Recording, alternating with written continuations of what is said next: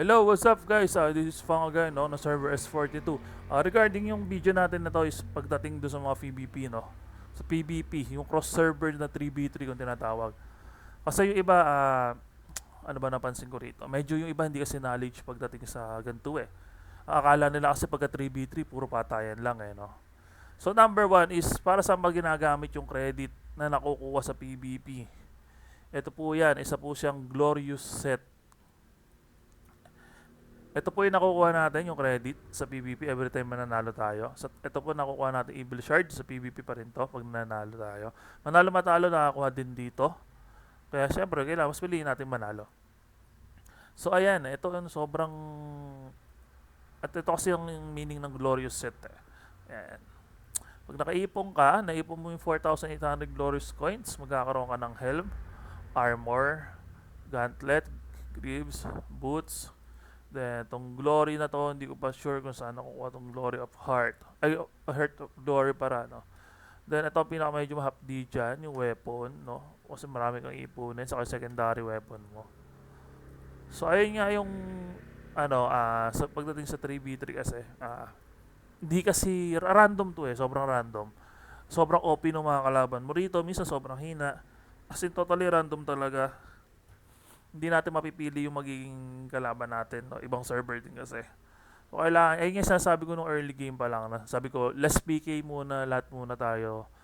Tulungan muna tayo, mag-grind muna tayo, pa-level muna tayo. Para pagdating ng cross-server PvP is meron tayong laban. Lalo na pagdating nyo sa Abyssal Plains, no? Mapapasayin nyo rito, 4 cross-server group and 16 servers. Hindi ko, ang pagkakaintindi ko, 4 na server siya, no? Then, 16, ay, 4 na cross-server group. Ibig sabihin, hindi ko sure kung yung isang server ba by group kung 4, 8, 12, 16 eh. Parang sa isang server is 16. Para sa isang server is 4 server yung nandoon.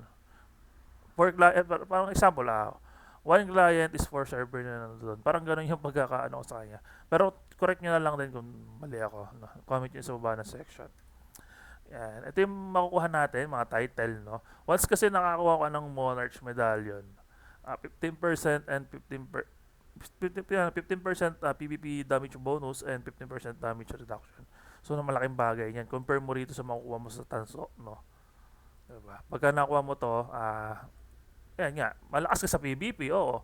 Pero alam ko, magagamit mo lang to is sa PvP lang talaga dito sa cross server. Pero pagdating sa loob ng game, pagdating dito sa server nyo, kung PvP dito is, iba yon, iba yon. Hindi siya ata nadadagdag dito, no? Mapapansin nyo. So, puto tayo ng tingin tayo dito may mga boss sa VIP domain. So, ayan, ayun nga yung topic natin to regarding sa PvP lang, no? Ayan, minsan nakapansin ko rin kasi ang daming player na gusto kong bugbugan, ganyan. Masaya ang PvP, yes, oo, masaya. Kaya lang, sana isipin mo na din muna yung progress, di ba? Sobrang, ang hirap mag-progress sa game na to eh. Kasi napakalayo niya sa MU Adventure, kung tutuusin. Sobrang layo niya sa MU Adventure.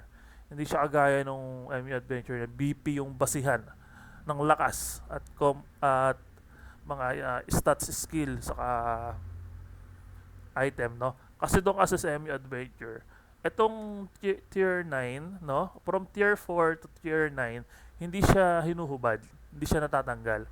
So, kaya ang dami dito, tier 4, 5, 6, 7, 8 hanggang 9. Hanggang pataas pa ng pataas. Ang dami dito, pagandahan doon ng stats. 5 stats kasi doon, sobra. Sobrang ganda doon, kaya lang OP. OP naman. Makapasin nyo naman sa previous video ko na meron akong MU Adventure before. Nandiyan naman. So, ayun nga. Enjoy naman, enjoy din. Kaya lang, syempre, hindi natin maiwasan yung mga toxic player na talagang grabing mga rant, grabing mga ganyan. Kasi sa ganitong game, every time na bago yung server, unahan talaga yan eh. Bugbugan, patayan. Kumbaga parang pag mahina, hindi naman sa totally pag mahina, pag mababa yung pasensya mo, matatalo ka sa game na to, talagang magrarat ka na lang na magrarat. Sa halip na mag-focus ka na lang, wag mong pansinin yung mga pumapatay sa'yo, no? Kasi wala na din naman silang mapala kung hindi ka naman din maiinis. Kung continue ka lang din, Okay, yun lang yung topic natin today. Dinagdagan ko lang ng konti. This is Fang again ng Server S42. Kita-kits tayo dito. Then mamaya mag-live ako para sa mga ibang katanungan. Masagot ko. Maraming salamat.